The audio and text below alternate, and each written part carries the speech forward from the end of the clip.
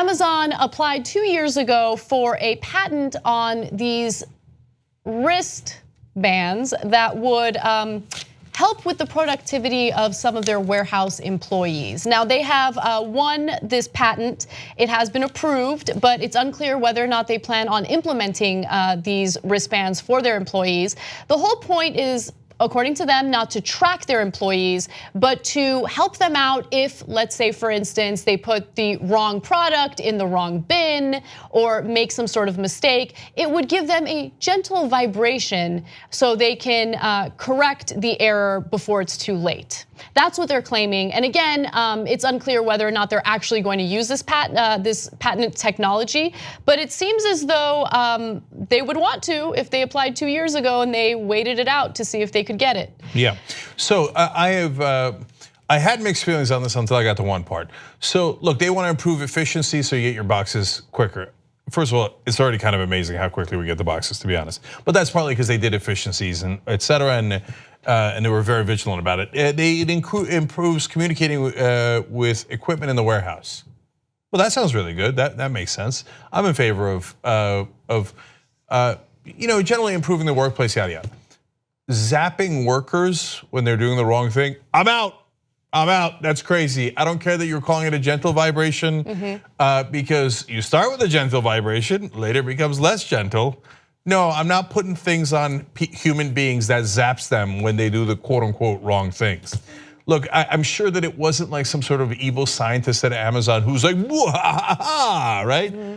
It's just not the right direction to go. They got to rethink it. I don't know that I don't think they've implemented it yet, but they applied for the patents. Right, the yes. patents got accepted, right. So they could implement it. They should rethink it, because I don't care if you call it a zap or a vibration or a shock. Don't do that.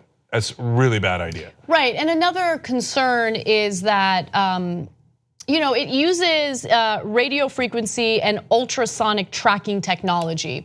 And so some privacy advocates are concerned that it could be used to possibly discriminate against certain groups of people who might take a little longer to do certain tasks. So for instance, if you're a disabled employee who might need to take a little more time to do certain things, would they use this data against you? Is there data that they will collect? Yes, they will. And then another concern is, let's say you are a woman who's working in the warehouse and you take a bathroom break that's a little longer, because sometimes women have things that they have to deal with that men don't have to deal with. Don't make me get specific. Are you going to be punished in some way as a result of those longer bathroom breaks? Those are some of the concerns that are being voiced right now. Strike two. I got no interest in tracking anybody's bathroom breaks. I mean, saying that an employer gets to figure out how long you're in the bathroom. Oh, no, get out of my life, get out of my life. It's just bounds of reason. That is way beyond the bounds of reason. And by the way, beware of employers bearing gifts, because sometimes they give people Fitbits and it says like, oh, that's cool, I got a Fitbit. No, it's tracking you.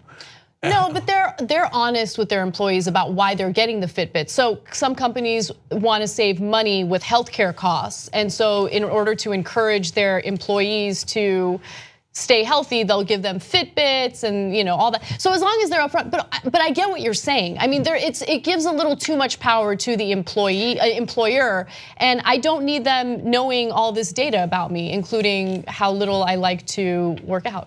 Yeah, no, but they're going to use it against you. So look, the people who start the program might start it with the best of intentions, but it doesn't matter. If you're a public corporation, you must maximize profit. So if you're not working out all the time, or whatever is the allotted time that some person thinks you should work out, they're gonna note that, and then it's gonna affect their insurance rates. So if it affects their insurance rates, they're gonna take it out of you. So they're gonna start using all that information because they gotta squeeze every single penny out of you. So they will squeeze, and they will use that information to squeeze, and they could sell it to other people. No, we're like lab mice. We are. Yeah. And by the way, so an expert in the field says everybody wants those Amazon jobs. If you don't want to wear the wristband, someone else will. I mean, it's like the beginning of a bad science fiction movie, or maybe a good science fiction movie, but with a bad result. So look, I don't know that there's any way we can get in front of this or stop it, but it's our job to speak out. So I think it's a terrible idea. It might not start out in a bad way, but it'll end in a bad way. And look, one company even thought about putting chips inside the employees' hands. And they're like, no, it's for good reasons. Like, it'll make it easier at the copy machine or at the snack machine. I could still press a button that says print. I don't need a chip in my hand to do that. And by the way, when you go to buy the Coke or the Doritos or whatever, you're like, oh, noted, he likes to eat junk food, increases insurance rates. No, I don't like the government in my life that much, and I don't like the employers in my life that much. What you just watched was one of the videos that we do today, but we actually do a whole 2-hour show every single day. It's a podcast. You could watch it in video or listen to it as audio. You can download it, you can stream it, and you get it completely ad-free if you could become a member of the Young Turks.